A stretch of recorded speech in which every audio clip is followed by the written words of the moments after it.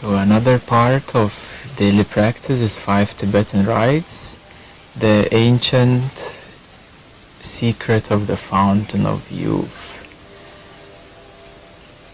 Many years ago I came across this practice and I fell in love with it. The reason being is because they're so simple and yet so effective.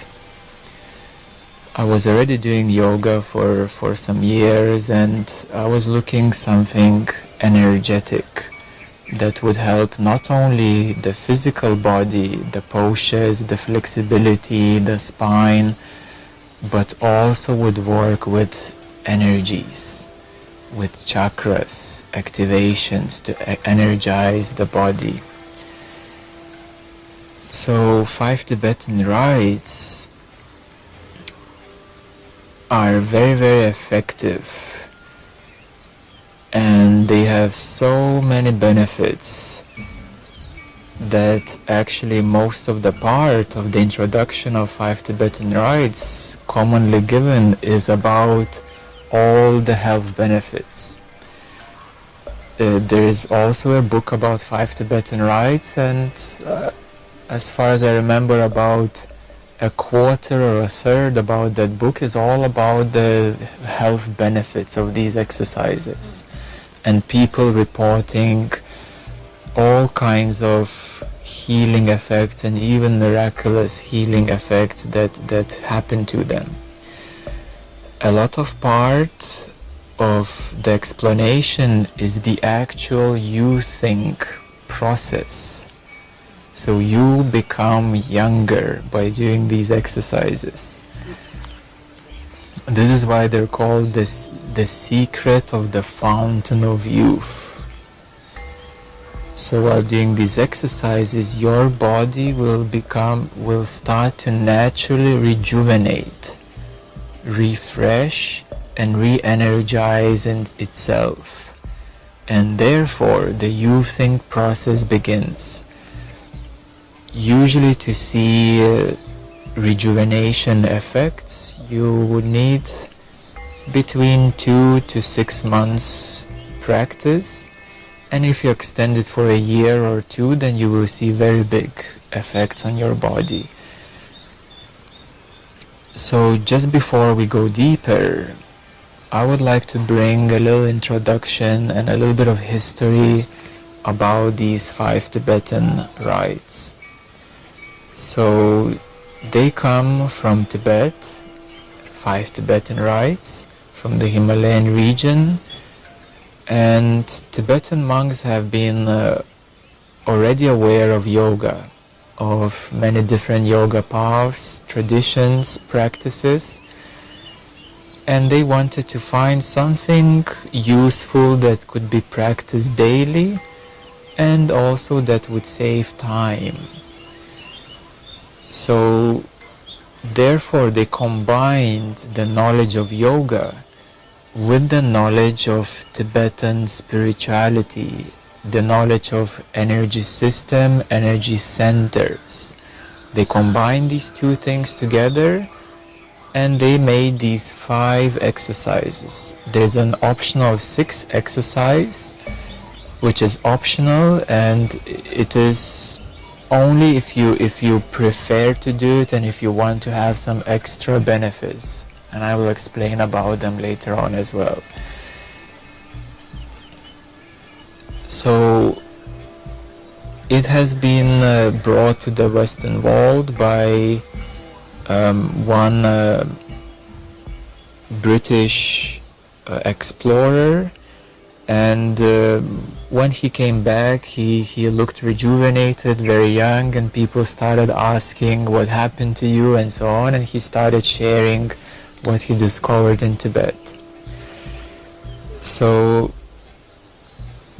the potential benefits, as I mentioned, for the physical body, so many potential benefits, even actually becoming younger and younger.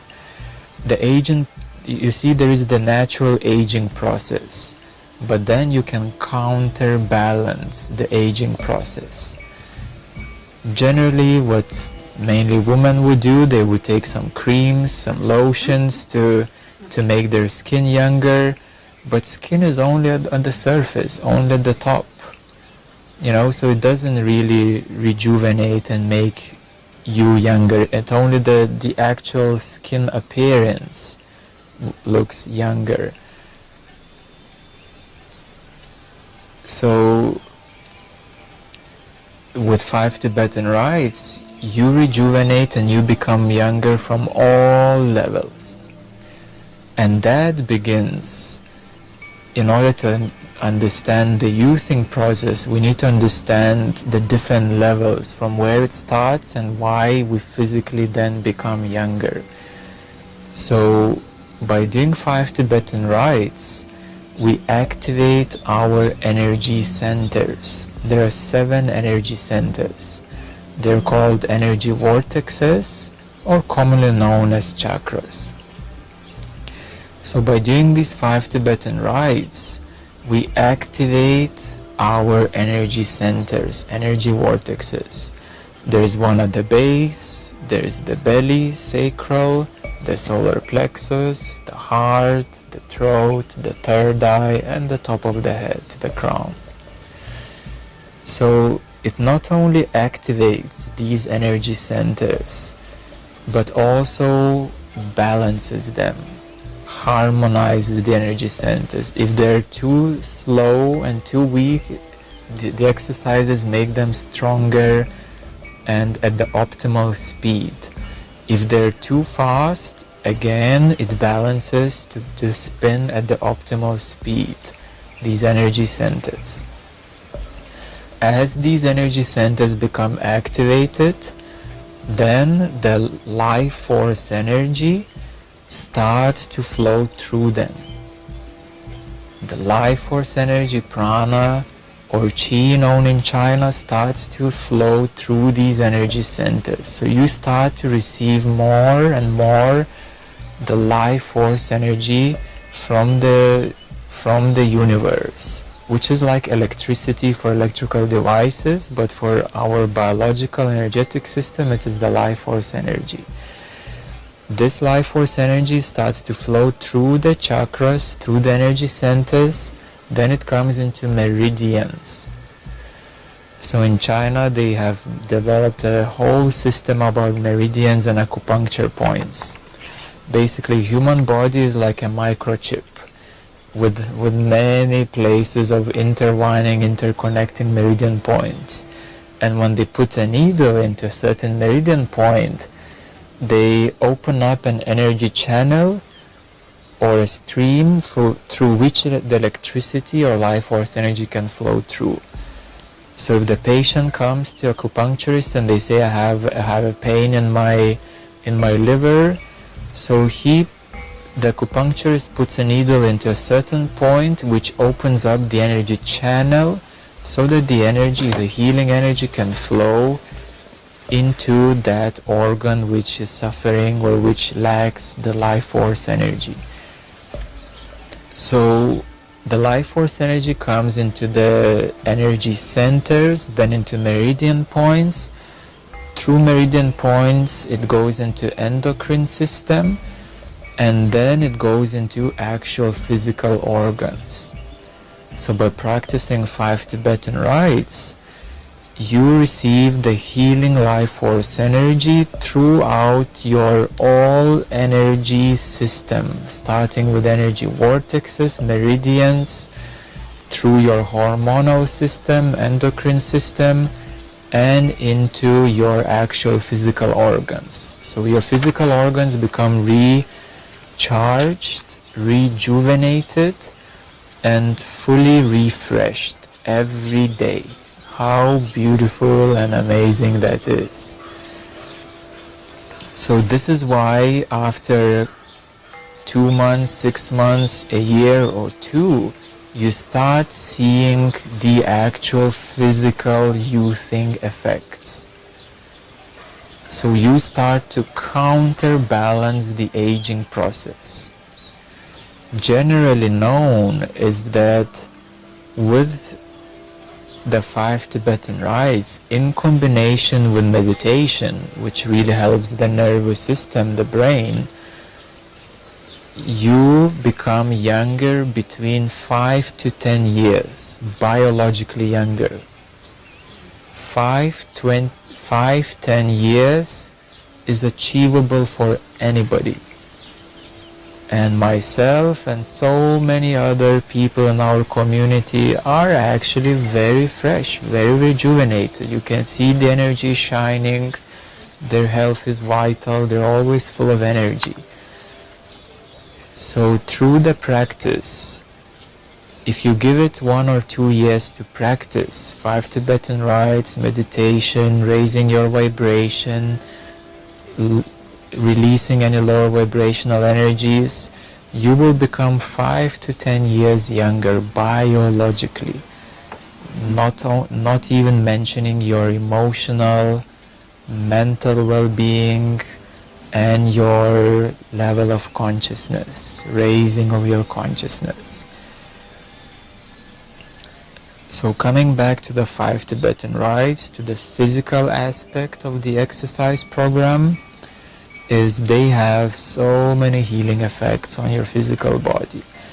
Some of the other benefits are obviously sleeping better, feeling more energized, feeling refreshed, relief from the pains of the joints, spine becomes better, memory, arthritis, weight loss, improving vision, physical strength, emotional, mental well-being as well, and overall energetic well-being. So every organ is re-energized. Some of the people in our community even say their eyesight got better, their senses become more clearer, certain back pains disappeared, neck pains, shoulder pains, certain organs became much better. So many effects. Not only our community, but actually the actual book of 5 Tibetan rites reports the doctors and scientists saying scientific and medical reasons why they actually really help, and thousands of people sending their testimonials and saying all the benefits they have experienced. So in order to understand this process, we need to understand that the life force energy then is being channeled into the 7 major energy centers, and there is also actually 122 minor energy centers in the body, and then it comes into meridians and into the physical organs. So knowledge of chakras is important to understand the youthing process, because every energy center controls many organs. For example, your third eye controls the hormones, your dreams, and your DNA. So as you activate that energy center, you achieve a balance in your hormones, a good sleep, and even your DNA starts to activate more and more, the sleeping parts of the DNA. And any other energy center is related to digestion, to the sexual organs, obviously the heart, and all other organs throughout the whole body. Okay, so the exercise program. As we know, there are 5 exercises, yes? The 6th one is optional. So the first exercise, and I will briefly explain how it is done and a few details about it. So the first exercise is, as you already have practiced, is standing up, stretching your arms, and spinning clockwise. It's simply you stand up, stretch your arms, and you spin clockwise. As you spin clockwise, you breathe in deeply, yes, with your full lung capacity. So when you breathe, it needs to be a deep breath, like breathing through your nose and breathing out through your mouth. A full deep breath with your full lung capacity. As you breathe in into your lungs and into your belly. That is the full breath. As you spin with the first exercise, what happens is that you activate your energy field. So as you spin clockwise, you activate your whole energy field. Your energy field is about 1.5 to 2 meters all around you. So you start to move and activate all the energies around you. This is exercise number 1. You should feel slight dizziness as you finish the exercise 1. If you don't feel any dizziness, it means you did them too slow or too few times. If you feel a lot of dizziness, it means that you've done too fast or too many times. So the optimal knowing that you did them well is you should feel a slight normal, we could say a slight normal sense of dizziness, that you feel dizzy but it's okay, it's manageable. So that means that you have activated your energy field all around you, like a little vertigo, a healthy vertigo. Then you can pause. You can pause for a few seconds, catch your breath, and to ground a little bit. The second exercise is you lay down on your yoga mat, and then as you breathe in, you lift your head, only the head, not the shoulders, not the chest, only your head, and legs 90 degrees at the same time. So as you breathe in, only head and legs 90 degrees. And you breathe out, you let them go. Breathing in, only head, only legs, 90 degrees. Breathe out, you let them go. Again, the breath needs to be full, deep breath through the nose, exhaling through the mouth. And I will later on explain how many times you need to do and what is the progression. So now I'm explaining only how to do them and how to know that you have done them correctly. And later on explain the whole program, how to begin, how many times, how to progress, how to increase, and how to allow your body to adjust. So we will come to that shortly. So the second exercise is you lift your head only and your legs at the same time as you breathe in, and you let them go as you breathe out. What happens in the second exercise is that not only you exercise your physical muscles, which is your neck, your head, your shoulders, your legs go up, so your belly, your abs are working good. Also your spine becomes more tensed, and then you release it. And energetically what happens is that the energy at the base, as you lift your legs up and your head up, you push the energy from the base, the Kundalini energy or the Shakti energy, you push it from the base to flow up into your crown. So you can even visualize. As you're doing these exercises, you can even visualize that when you do the second exercise, that you push the energy from the bottom through your spine to flow up into your crown. This is where you make it even more powerful, this practice, yes? You can even visualize, you can even know precisely where the energy flows. This way, as you breathe in, You can even make a suction of energy. So as you breathe in, you push and you suck the energy from the bottom to flow through your spine into your crown. It's called energy sublimation. In Tantra it's known as subliming the energy. So you sublime it and you push it up from your base up into your crown. So that is the exercise number 2. Number 3 is you roll up your yoga mat and you sit on your knees so that you support your knees. Yes, you can put your knees on the soft part of the yoga mat. Sorry.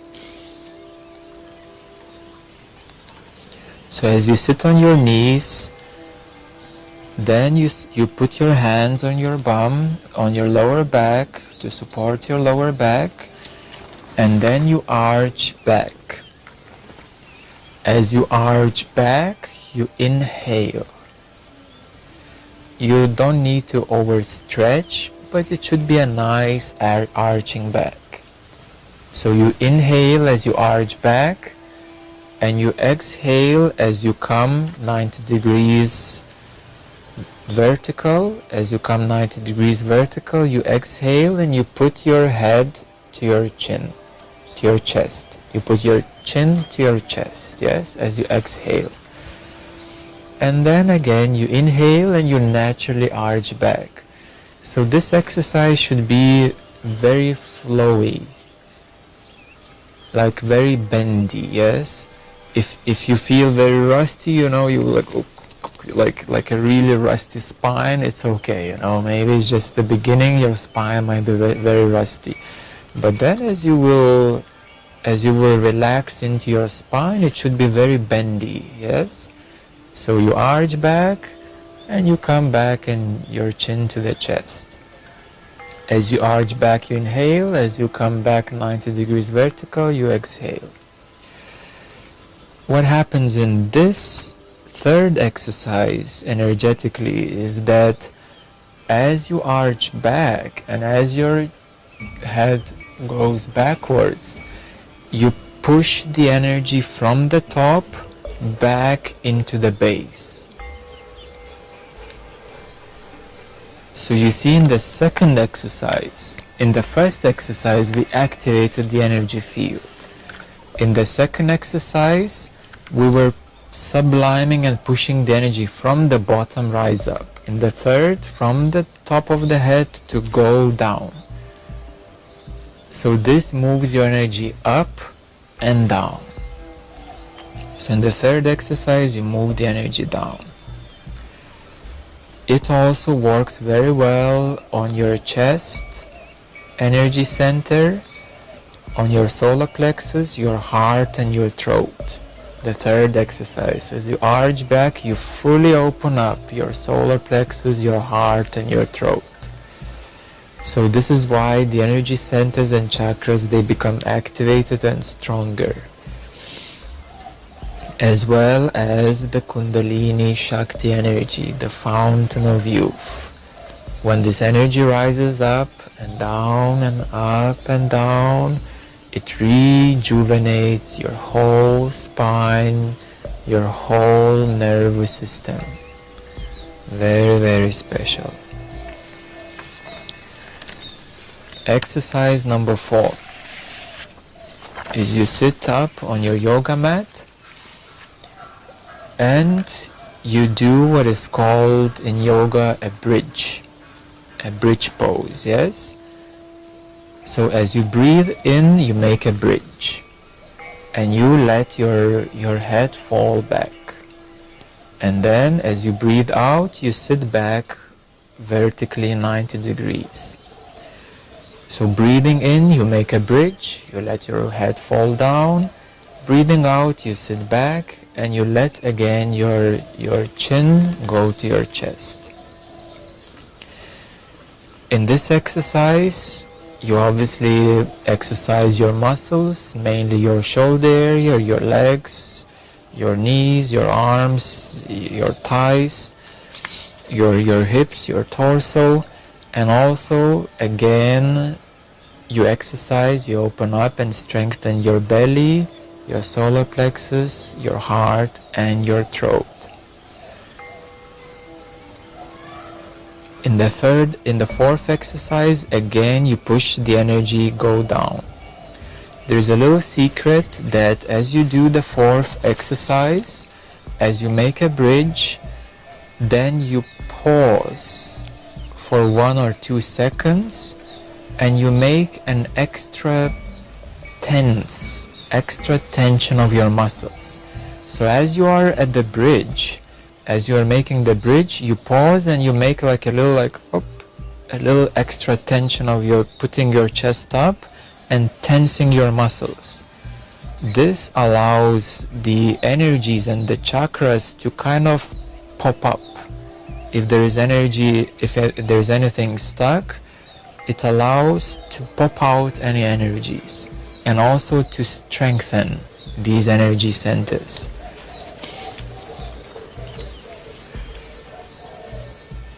So that was the fourth, making the bridge, and then to sit back and chin to the chest, breathing out.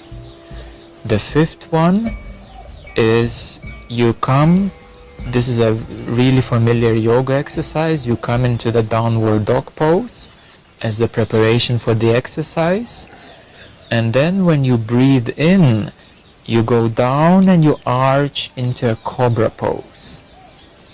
And your head goes back, and you can even twist a bit your spine, you can twist your neck, you can move your head a bit. You make a cobra pose, and as you're making a cobra pose, you can even a little bit move your spine, move your shoulders, move your neck to release any tensions, any stresses in your whole spine. So you breathe in, you make a cobra pose. You breathe out, you make a downward dog pose. You breathe in, cobra, you breathe out, downward dog. As you breathe in, make cobra, you push your energy, go down into the base. As you come back into the downward dog, you push the energy from your base into your crown, into the head. So the fifth one, it completes the flow of the light of the Shakti, Kundalini, and the energy to flow up and down your spine. So you move the energy up and down, up and down, up and down. Your spine becomes as flexible as a lean tree. It just bends up and down, up and down. You release all the tensions, all the stresses, all accumulated blockages. You release everything from your spine. And the energy starts moving a lot. Usually people report feeling very hot.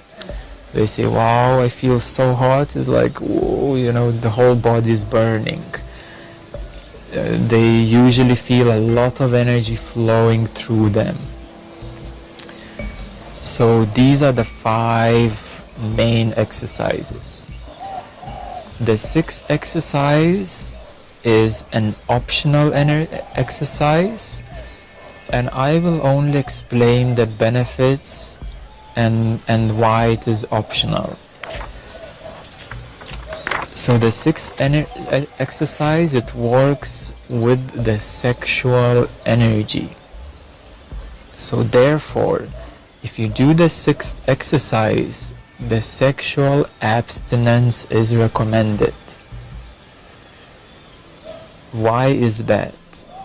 Because to do the 6th exercise, you need to sublime and raise your sexual energy up into all your physical organs, and you move that sexual energy up through your base, you move it up into your organs, through the energy centers, through the chakras, and then you finish up moving into the crown. So the 6th exercise, it's a very tantric exercise. It's a very common practice in Tantra to sublime and to utilize this very powerful sexual energy for the healing and spiritual purification purposes. So therefore, you need to have that energy within you. If you make love and if you have an orgasm, you lose that energy. Then you need minimum 4 or 5 days to recover the sexual energy. So if you experience the orgasm, you need 4 or 5 days to recover the lost energy. So this is why the sexual abstinence is recommended while doing this sixth exercise. So the benefits are great and immense because the sexual energy is the strongest energy, as well as the Shakti Kundalini, and you utilize to heal your organs, to heal and strengthen your chakras, and to move it up to the crown, even to raise your consciousness. So these are the 5 main exercises plus the 6th optional exercise, 5 Tibetan Rites. Now let's talk about the exercise program. Generally speaking, if you're young, do you have any questions? Generally speaking, if a person is young, if you're young, I would say if you are up to even 30s, early 40s, like generally good health and good vitality, you can start with 6 exercises each. So you do 6 times spinning, 6 times second one, third one, fourth one, fifth time. So you start 6 repetitions of all 5 exercises. So 6 times the first one, the second one, third, fourth and fifth. That takes only 10 minutes literally. Only 10 minutes to do the exercises. So if you are relatively healthy, relatively fit, you can start 6 times each. If you're a bit of an older age, or your spine and your energy is very stagnant, you can start with 3 times each for the first 2 weeks. So in the first 2 weeks, start with 6, and then in the 3rd, 4th week, you can increase by 1 or 2 repetitions in addition to that. So at the end of the first month, you can arrive up to 9 times maximum. First month, and that is a daily practice, yes?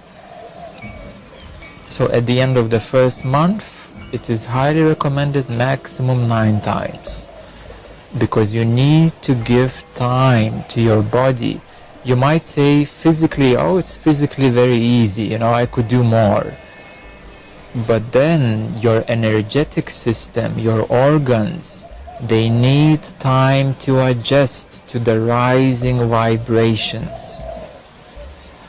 So it's very important to give these weeks, the first weeks, to allow your energetic system to adjust to the rising vibrations. The maximum amount is 21 in 1 day. 21 is maximum in 1 day. You don't need any more, because then it would be too much on the chakras. 21 times each is the maximum.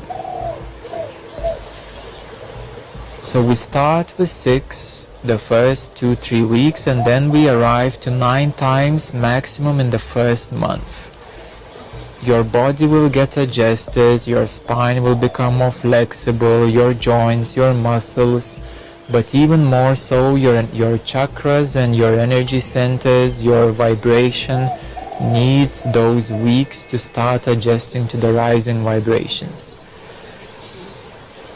The second month, you can increase in the first 2 weeks to arrive at 11, and maximum I would suggest maximum 13 in the second month.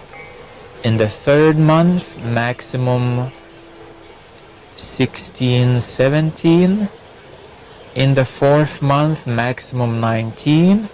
In the fifth month, maximum 21. So this ideally, like generally speaking, ideally, you begin with 6 times first month, and then gradually you increase in a 6 months period to arrive to 21. So your body, your energy needs these 6 months to adjust to the maximum capacity of 21.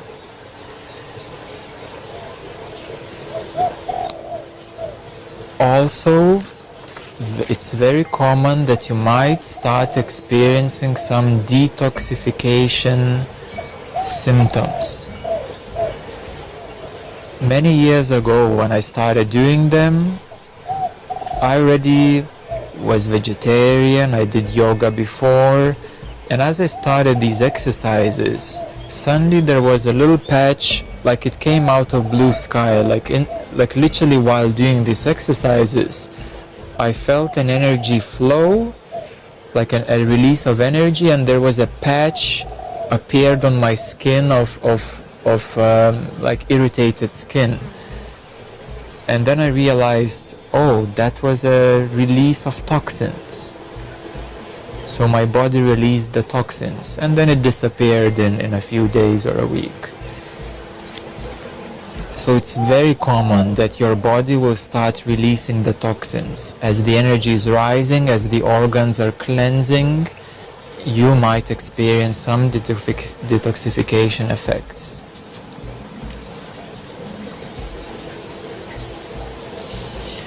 It is also recommended that if you do yoga, keep the practice. You don't need to stop it. Yoga is always, if you do it, it's good. If you don't do it, it's okay. These 5 Tibetan rites are the daily essential practice. Every day, 10-15 minutes to do these exercises. And then if you do yoga, you can do, in addition, extra yoga exercises after these 5 Tibetan rites.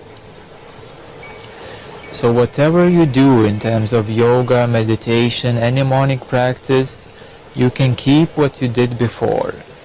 But these 5 Tibetan rites are the essential part, because not every morning you will have 1 hour or 2 hours for yoga and meditation. But 10 minutes, 15 minutes, you can afford definitely every day. Another important note is that throughout the week, if you want to keep the progress of your energy, purification, healing your organs, increasing your energetic capacity, if you want to experience the long-term youthing effects, 6 days are needed continuously in 7 days week. 1 day you can skip, 2 days you start losing the energy. This is a really, really important advice. Even if you're sick, you can still do them, maybe do less. You know, if you're sick, you might not be able to do 21 or even 15 or even 11. Do at least 6. So 6 is minimum. 6 days a week is minimum as well. This way, at least you will keep up the energy flow. If you lose 2 days, 3 days a week, your energy will drop.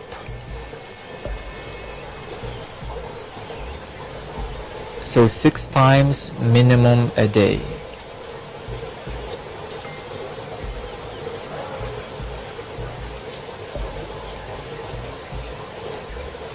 Diet. High vibrational diet is essential. Rule number 1, eliminate red meats. Rule number 1, red meats out of your diet. If you are eating red meats, take 6 months, remove the red meat and stay 6 months without red meat. You can eat chicken and fish until your body will get adjusted without the red meat.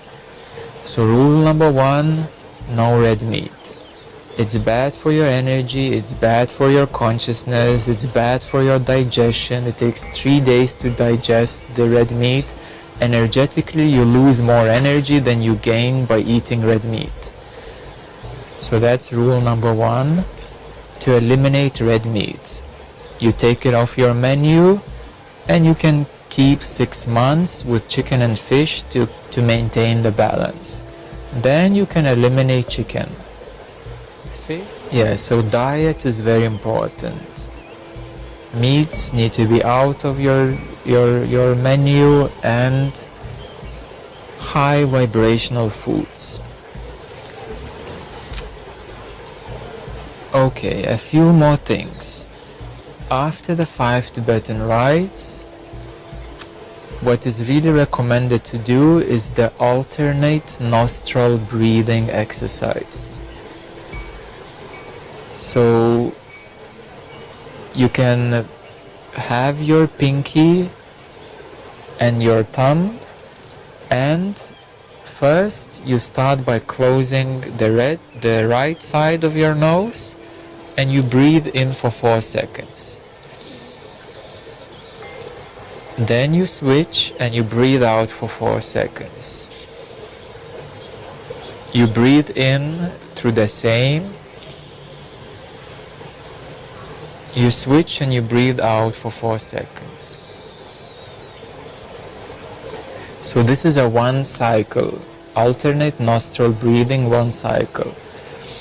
It is very needed and very effective because it puts oxygen into your left and right brain. It oxygenizes your brain, your lungs, and all your cells. So you can do minimum 5 cycles, recommended 10 cycles after the 5 Tibetan rites. So one more time, at first you close the right side, you breathe in 4 seconds, you switch, you breathe out, you breathe in through the same, you switch, you breathe out. 1 cycle. You do this minimum 5 times, optimally 10 times, 10 cycles after 5 Tibetan rites. This way you will put a lot of oxygen into your left brain, right brain, and all the cells in your body. So you will oxygenate your body. And then, so this completes the program, the 5 Tibetan rites program. We spoke the 5 Tibetan rites exercise. You do minimum 6 times every day. You take 6 months to reach 21 times maximum. Then you combine the alternate nostril breath right after these exercises to oxygenate your brain and your cells. And then you do the meditation. In between, you can also do the pranayama, which is another essential daily practice. Pranayama you can do either before 5 Tibetan rites or after the alternate nostril breath, before the meditation. If you don't have much time, you can do 5 Tibetan rites, nostril breath, and then the Kundalini Shakti meditation, the Fountain of Youth meditation. So in this Fountain of Youth meditation, the right posture is needed. So you sit with your spine straight. You touch these 2 fingers together and put on your legs, on your knees. Your spine must be straight. because that is the fountain of youth, Kundalini Shakti meditation. Your spine must be straight. The energy needs to rise from the bottom through your spine into your crown. So you bring these two fingers together. Right away you form an energetic loop, an energetic circle, and your energy right away rises up. Additionally, you can bring the tip of your tongue to the top part of your mouth, just behind the front teeth. At the ceiling of your mouth, just behind the frontal teeth, you bring the tip of your tongue and you hold it there. Two fingers, you connect the fingers, you bring the tongue to the top of your mouth. This helps to again intensify and bring the energy up. And the final secret of bringing your energy up, of boosting your Shakti, your Kundalini to rise up, even your eyesight, is you keep your eyesight in a horizontal position and then 30-45 degrees up. So first you bring them horizontally, then 30-45 degrees up, and you bring your focus into your third eye. So you form an inner triangle. Your eyesight goes from the horizontal position, it goes 30-45 degrees up, and then into your third eye. So you bring your eyesight into your third eye horizontally. Tongue at the top of your lips, fingers holding together. Then you can close your eyes, and then as you breathe, feel the energy flowing up. So you do a breathing Kundalini meditation to breathe and to allow the energy to flow up. All these secrets, energetic secrets, will allow the energy to intensify and to rise up. So your Shakti, your Kundalini, your fountain of youth, the inner light, will be flowing through your spine, through all the 7 energy centers, and rising up through your crown. As the 1000 petal lotus, as it will be flowing up, then you will form an energetic field where it comes back again, and it keeps as a fountain rising up, and it keeps on rising and rising and rising. So this is the fountain of youth meditation, the Kundalini Shakti meditation. All your energies will be moving. The 3 secrets of the energy flow are touching the fingers, the tongue at the top, and the eyesight 30-45 degrees, forming a triangle into your third eye. This will supercharge, super boost your energy flow, and it will allow your fountain of youth to flow and to really open up. It really helps to raise your consciousness as well. So this is the ideal, essential, daily morning practice. Ideal, essential, daily practice. 5 Tibetan Rites, nostril breath, pranayama either before or after the nostril breath, and then the Kundalini fountain of youth meditation at the end. This is a complete morning essential practice that the whole practice would take 1 hour. 1 hour. If you extend the meditation, it can take 1 hour 20 minutes, maximum 1 hour and a half, maximum.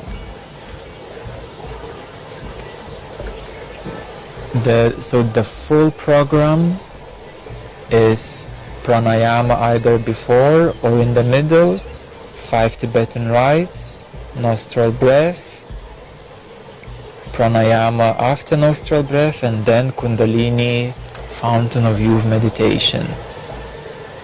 1 hour, 1 hour and a half to do the full, complete daily practice.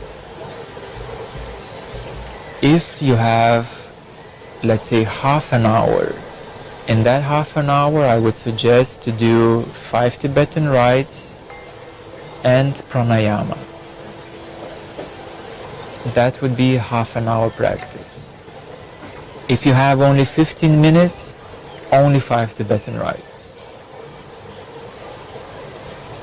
So, like, as the essential number one is 5 Tibetan rites no matter what, 6 times a week.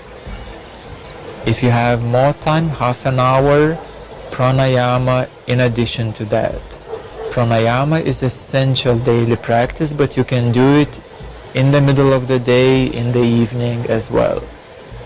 If you have 1 hour, you can do all of it, the full essential daily practice. If you have 1 hour and a half, you can take it easy and slow and make it a full, complete practice of your everyday. So this will form your essential daily practice that you can do yourself. In addition to that, once a week, a group satsang, group meditation is also essential, is needed once a week. And also, if you want to become fully conscious, to attain the full consciousness, also once a week, either a private session or a group full consciousness transmission once a week is needed. So this forms as a full, complete evolutionary practice. Not only your essential daily practice individually by yourself, but also as a group satsang, and then to raise and to come to the full consciousness once a week, a private session or a group full consciousness transmission. So this makes a complete spiritual practice.